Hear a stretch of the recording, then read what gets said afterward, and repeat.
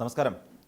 ശബരിമല ക്ഷേത്രം അതൊരു ക്ഷേത്രത്തിനപ്പുറത്തേക്ക് ചിലർക്ക് അവരുടെ ചില സ്ഥാപിത താല്പര്യങ്ങൾ സംരക്ഷിക്കുന്നതിനും അവർക്ക് കച്ചവടത്തിൽ നിന്ന് ലാഭമുണ്ടാക്കുന്നതിനും വേണ്ടിയിട്ടുള്ള വെറും ഒരു കച്ചവട സ്ഥാപനമാക്കി മാറ്റിയത് ഒരുപക്ഷേ ഈ കഴിഞ്ഞ കാലത്തെ ദേവസ്വം ബോർഡ് ഭരണസമിതിക്ക് അതിന് വലിയ ഉത്തരവാദിത്തമുണ്ട് എന്നുള്ള കാര്യത്തിൽ യാതൊരു സംശയമില്ല. പുതിയ വിവരങ്ങളൊക്കെ പുറത്തു വരുമ്പോൾ നമുക്ക് തോന്നുന്നത് അങ്ങനെ തന്നെയാണ്. കാരണം നമുക്കറിയാം, ശബരിമലയുമായി ബന്ധപ്പെട്ടുകൊണ്ട് ശബരിമലയിലെ സ്വർണ്ണക്കൊള്ള കേസിൻ്റെ അന്വേഷണം ഇങ്ങനെ നടക്കുന്നു. അന്വേഷണം നടക്കുന്ന സാഹചര്യത്തിൽ കഴിഞ്ഞ ദേവസ്വം ബോർഡ് പ്രസിഡൻ്റായിരുന്ന PS പ്രശാന്ത് ഇപ്പോൾ കസ്റ്റഡിയിലുമാണ്. അപ്പോൾ അങ്ങനെ അദ്ദേഹവുമായി ബന്ധപ്പെട്ടുകൊണ്ട് നിലനിൽക്കുന്ന ചില കാര്യങ്ങൾ, അതായത് ശബരിമലയിൽ നിന്ന് സ്വർണം മോഷണം പോയി, അതാണ് ഏറ്റവും വലിയ പ്രശ്നം. അതൊരു പക്ഷേ ആഗോള അയ്യപ്പ സംഗമത്തിൻ്റെ മറവിൽ നടന്ന അഴിമതിയാണോ, ഇനി അതല്ല ഇത് ഏത് വഴിക്ക് സ്വർണം ഏത് വഴിക്ക് പോയി എന്നുള്ളത് സംബന്ധിച്ചുള്ള തർക്കങ്ങളുമൊക്കെ ഇപ്പോഴും നിലനിൽക്കുന്ന ഒരു സാഹചര്യം ഇപ്പോഴുണ്ട്.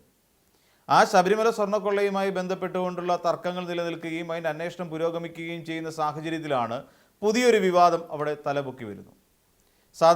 സാധാരണഗതിയിൽ ശബരിമലയിലേക്ക് നെയ് വാങ്ങൽ പതിവുണ്ട്. ആ ശബരിമലയിലേക്ക് നെയ് വാങ്ങുന്നത് ടെൻഡറുകൾ വിളിച്ചിട്ടാണ് ശബരിമലയിലേക്ക് നെയ് വാങ്ങുക. അപ്പോൾ ഏകദേശം ഒരു 1.65 ലക്ഷം ലിറ്റർ നെയ്യാണ് അവിടേക്ക് വേണ്ടി വരും. 500 ചില്ലുവാനും രൂപയാണ് ഒരു ലിറ്റർ നെയ്ക്ക് മിൽമയിൽ നിന്ന് വാങ്ങുന്ന നെയ്ക്ക് ഈടാക്കുന്നത്. അപ്പോൾ ഇതുമായി ബന്ധപ്പെട്ടുകൊണ്ട് ഈ ടെൻഡറുകൾ വരും. തമിഴ്നാട്ടിൽ നിന്നുള്ള പല കമ്പനികളും ഇതുമായി ബന്ധപ്പെട്ടുകൊണ്ട് ഇതിനെക്കാട്ടി കുറഞ്ഞ തുക, ഏകദേശം 300 അങ്ങനെയുള്ള തുക കോട്ട് ചെയ്തിട്ടാണ് അവിടേക്ക് വരുന്നത്. ഈ ശബരിമലയിൽ നെയ്യ് വാങ്ങിയതുമായി ബന്ധപ്പെട്ടുകൊണ്ട് ഏകദേശം 2.25 കോടി, കറക്റ്റ് പറഞ്ഞാൽ 2.27 കോടിയുടെ തട്ടിപ്പാണ് നടന്നിരിക്കുന്നത്, പച്ചയായ തട്ടിപ്പ്. അപ്പം നമ്മൾ ആലോചിച്ച് നോക്കിക്കോളൂ, ശബരിമല ക്ഷേത്രം എന്ന് പറയുന്ന ഒരു ക്ഷേത്രം, കേരളത്തിൽ നിലനിൽക്കുന്ന ഈ ക്ഷേത്രവുമായി ബന്ധപ്പെട്ടുകൊണ്ട് നിരവധി ഭക്തജനങ്ങളാണ് ശബരിമലയിലേക്ക് വർഷാവർഷം എത്തിക്കൊണ്ടിരിക്കുന്നത്. കോടിക്കണക്കിന് രൂപയാണ് ശബരിമല ദേവസ്വം ബോർഡിലേക്ക് അവിടെ എത്തുന്നത് എന്ന് പറയേണ്ടി വരും. ഈ ശബരിമലയെ തന്നെ വിൽപ്പനയ്ക്ക് വെച്ചിരിക്കുന്നു എന്ന് പറയുന്നതാവും ശരി. അല്ലെങ്കിൽ അവർക്ക് അവരവരുടേതായ താല്പര്യങ്ങൾക്ക് വേണ്ടിയിട്ട് ശബരിമല എന്ന് പറയുന്ന ആ ദേവസ്ഥാനത്തെ അവർ കട്ടുമുടിച്ചുകൊണ്ടിരിക്കുന്നു എന്ന് പറയാം. അപ്പോൾ സാധാരണഗതിയിൽ ഈ നെയ്ക്ക് ടെൻഡർ വിളിക്കുകയും ടെൻഡർ നടപടികളിലേക്ക് പോകുന്നത് മണ്ഡലകാലം, അതായത് മകരവിളക്ക് കഴിഞ്ഞതിന് ശേഷമാണ്. ഇതങ്ങനെയല്ല, 25-26 ടെൻഡർ വിളിച്ചിരിക്കുന്നത് ആ മണ്ഡലകാലം നടക്കുന്ന സമയത്താണ്. അപ്പോൾ ആ സമയത്ത് സാധാരണഗതിയിൽ അങ്ങനെ വിളിക്കാറില്ല. അപ്പോൾ അങ്ങനെ ഈ ടെൻഡറിങ് നടക്കുന്നു. 300-നും 400-നും ഇടയിൽ തുക കോട്ട് ചെയ്തിട്ടുള്ള പല കമ്പനികളും തമിഴ്നാട്ടിൽ നിന്ന് അയക്കുന്നു. എന്നാൽ അതൊന്നും വേണ്ട എന്ന് വെച്ചുകൊണ്ട് മുരാരി ബാബു പാവം അദ്ദേഹം മരണപ്പെട്ടു പോയി. മുൻ ദേവസ്വം ബോർഡ് അംഗമായിരുന്ന അജികുമാർ അടക്കമുള്ള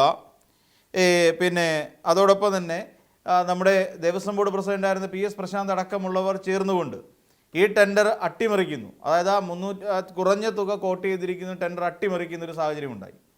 അങ്ങനെ അട്ടിമറിച്ചുകൊണ്ട് 510 രൂപയാണെന്ന് തോന്നുന്നു, ഒരു ലിറ്ററിന് 510 രൂപ കണക്കിൽ 1.65 ലക്ഷം ലിറ്റർ, അതായത് ഏകദേശം 1.25 ലക്ഷത്തോളം വരുന്നു.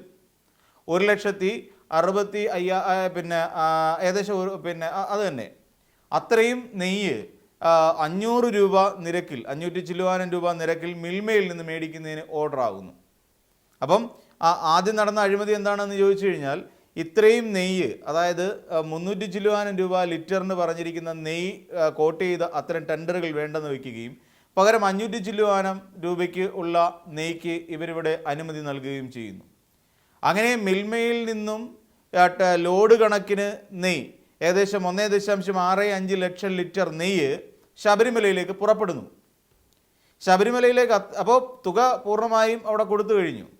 അപ്പോൾ അത്രയും തുക അവിടെ അടച്ചിട്ട് ഈ വാഹനങ്ങൾ ലോഡ് അവിടെ നിന്ന് പുറപ്പെടുന്നു. എന്നാൽ ശബരിമലയിലേക്ക് എത്തിയതാകട്ടെ ഈ 65-ൽ നിന്നും 15,000-തോളം വരുന്ന ലിറ്ററിൻ്റെ കുറവ് ഉണ്ടായിരുന്നു.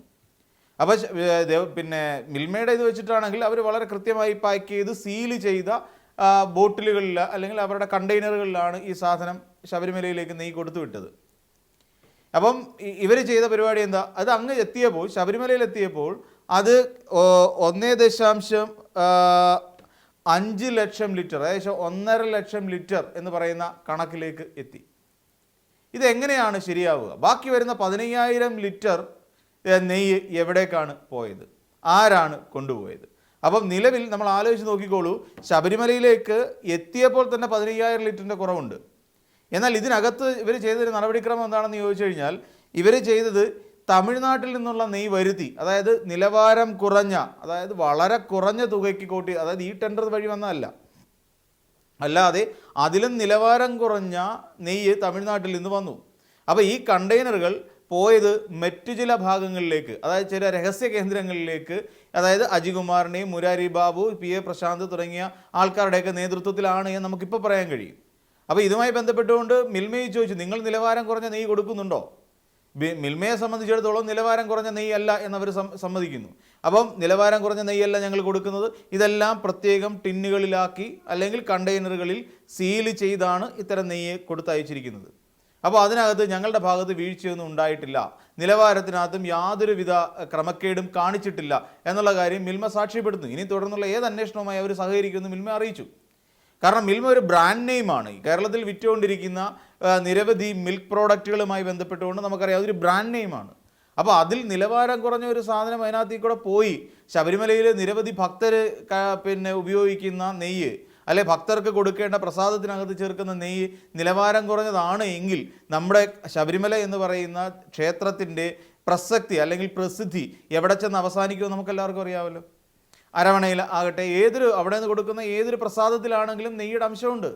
അപ്പോൾ നിലവാരം കുറഞ്ഞ നെയ്യ് മേടിച്ചിട്ട് ഇവിടെ നിന്ന് തെലങ്കാനയിലും ആന്ധ്രാപ്രദേശിലും തമിഴ്നാട്ടിലും കർണാടകയിലും എന്ന് വേണ്ട നമ്മുടെ രാജ്യത്തിൻ്റെ വിവിധ ഭാഗങ്ങളിൽ നിന്ന് എത്തുന്ന അയ്യപ്പ ഭക്തരുടെ കയ്യിലേക്ക് നമ്മൾ കൊടുത്തുവിടുന്നത് എന്തായിരുന്നു?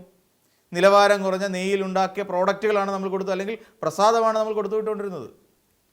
അപ്പോൾ ഈ 15,000 ലിറ്റർ മുക്കിയെന്ന് മാത്രമല്ല, തമിഴ്നാട്ടിൽ നിന്നും വളരെ നിലവാരം കുറഞ്ഞ നെയ്യ് വളരെ കുറഞ്ഞ വിലയ്ക്ക് കിട്ടിയത് ഈ കണ്ടെയ്നറുകളിൽ നിറയ്ക്കുന്നു. അവിടെയാണ് ഇതിനകത്തിലെ തട്ടിപ്പ് നടക്കുന്നത്. തട്ടിപ്പ് നടത്തി ഈ പറയുന്ന നിലവാരം കുറഞ്ഞ നെയ്യ് ഇത്തരം കണ്ടെയ്നറുകളിൽ നിന്ന് നല്ല നെയ്യ്, മിൽമയുടെ ഈ 500 ചില്ലുവാനം രൂപ വിലയുള്ള നെയ്യ് മാറ്റിയിട്ട് പകരം ഈ വില കുറഞ്ഞ നെയ്യ് അതിനകത്ത് നിറച്ചിട്ട് തിരിച്ച് ശബരിമലയിലേക്ക് എത്തിക്കുന്നു. ഇങ്ങനെ ഒരു വലിയ അഴിമതിയാണ് ശബരിമലയിൽ നടന്നിരിക്കുന്നത്. ഇത് നമ്മൾ ആലോചിച്ച് നോക്കുമ്പോൾ ഇതൊരു നെയ്യ് മാറ്റി എന്ന് പറഞ്ഞ് എന്താണ്, എത്ര രൂപയുടെ അഴിമതി നടക്കാനാണ് എന്ന് ചിന്തിക്കേണ്ട. 2.25 കോടിക്ക് മുകളിൽ അഴിമതിയാണ് ശബരിമലയിൽ നടന്നിരിക്കുന്നത്. മുരാരി ബാബു അതേ യശശരീരനായി എങ്കിൽ തന്നെ പറയാതിരിക്കാൻ കഴിയില്ല. മുരാരി ബാബുവിന് ഇതിനകത്ത് വ്യക്തമായ പങ്കുണ്ട്. PS പ്രശാന്ത് എന്ന് പറയുന്ന കഴിഞ്ഞ ദേവസ്വം ബോർഡ് പ്രസിഡന്റിന് പങ്കുണ്ട്. അജികുമാർ എന്ന് പറയുന്ന അവിടുത്തെ ദേവസ്വം ബോർഡ് മുൻ അംഗത്തിന് പങ്കുണ്ട്. അപ്പോൾ ഇവരെല്ലാം കൂടി ഒത്തുകളിച്ചുകൊണ്ട് പിന്നെ ചില ഉദ്യോഗസ്ഥരുമുണ്ട്. ഇനി അന്വേഷണം നടത്തി ഇതുമായി ബന്ധപ്പെട്ടുകൊണ്ട് ഇപ്പം അന്വേഷണം ഇങ്ങനെ പുരോഗമിച്ചുകൊണ്ടിരിക്കുകയാണ്, ഹൈക്കോടതിയുടെ നേതൃത്വത്തിലാണ്. അപ്പം നമ്മളൊന്ന് ആലോചിച്ച് നോക്കൂ, ഒരു ക്ഷേത്രം ശബരിമല പോലെ ദേശീയ പ്രാധാന്യമുള്ള സകലമാന ഇടങ്ങളിലും രാജ്യത്തിൻ്റെ വിവിധ ഭാഗങ്ങളിൽ നിന്ന് ഭക്തരെത്തിക്കൊണ്ടിരിക്കുന്ന ആ ക്ഷേത്രവുമായി ബന്ധപ്പെട്ടുകൊണ്ടും ഹൈക്കോടതിയുടെ കൃത്യമായ മേൽനോട്ടം ഉണ്ടായിരുന്നിട്ട് കൂടി അവിടെ നടക്കുന്ന അഴിമതി എന്ന് ആലോചിച്ച് നോക്കിക്കോളൂ. ഇതാണ് പറയുന്നത്, ശബരിമല എന്ന് പറയുന്ന ക്ഷേത്രത്തെ അക്ഷരാർത്ഥത്തിൽ കൊള്ളയടിക്കുകയാണ് നമ്മുടെ ഭരണസമിതികൾ എന്ന് പറയേണ്ടി വരും. അതിപ്പോൾ ഇടത് സർക്കാരാണെങ്കിൽ പോലും കഴിഞ്ഞ 10 വർഷത്തെ ഉത്തരവാദിത്തം ഏറ്റെടുക്കേണ്ടി വരിക ഇടത് സർക്കാർ തന്നെയാണ്. ആ ഉത്തരവാദിത്തത്തിൽ നിന്നും ഒളിച്ചോടാൻ ഇടത് സർക്കാരിന് കഴിയില്ല എന്നുള്ളത് യാഥാർത്ഥ്യമാണ്. പിണറായി വിജയൻ സർക്കാരിന്, കടകംപള്ളി സുരേന്ദ്രൻ നയിച്ച സർക്കാരിന് കഴിയില്ല.